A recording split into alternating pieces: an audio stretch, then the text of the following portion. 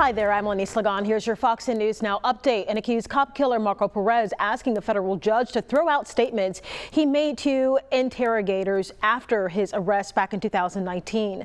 Perez facing federal charges in connection to the death of Officer Sean Tudor, receiving a firearm while under indictment, possession of a stolen firearm, obstruction of justice by killing a witness, and firing a gun during a crime of violence. Now, police questioning him on January 20th, 2019, and according to Perez's attorney, the defendant asked for an attorney about 50 minutes into the interview, prompting the Mobile police detective to stop with the questioning. But the defense adds the two agents for the Bureau of Alcohol and Tobacco, Firearms and Explosives resumed questioning after more than 40 minutes later.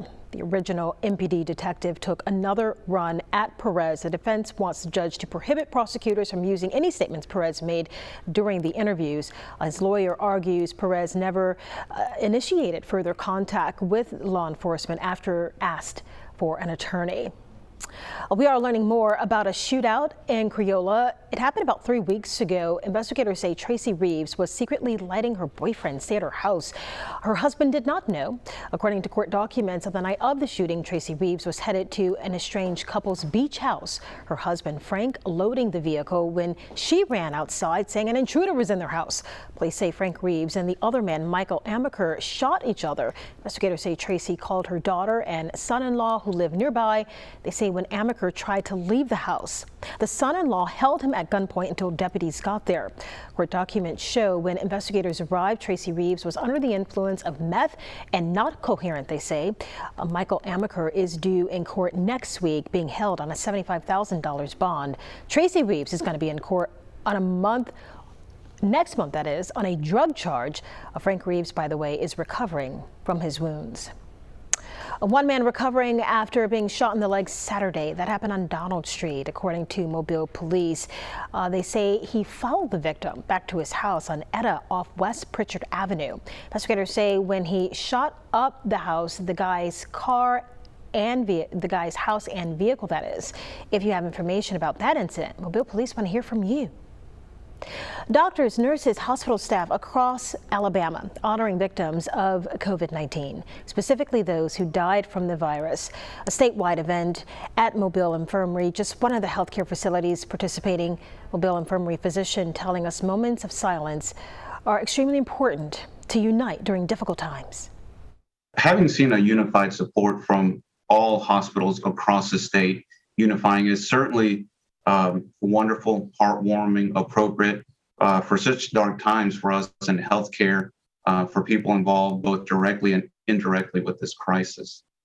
And locally last month, hospitals reached a record number of patients with COVID-19.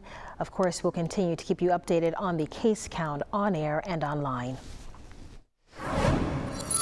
All right, here's what we're tracking as we look at weather conditions across the area and out over the Gulf of Mexico, tracking the tropics closely this time of the year. We got a little surface trough here interacting with an upper low. It really looks worse than it is, but there's a lot of tropical moisture involved in it, and that could enhance our rain chances in the coming days. The forecast on this looks like it's going a little to our east, and you can see the track.